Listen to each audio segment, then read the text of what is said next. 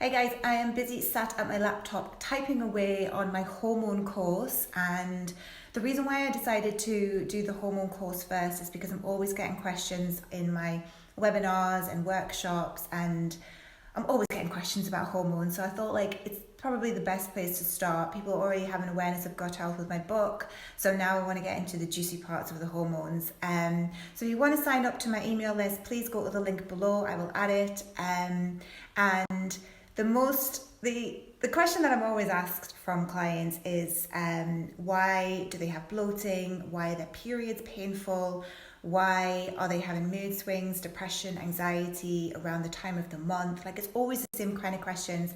And one of the most dominant hormones we have is estrogen. So I'm going to be covering all of them. So look out for this in the next few months when I will hopefully have it all done for you.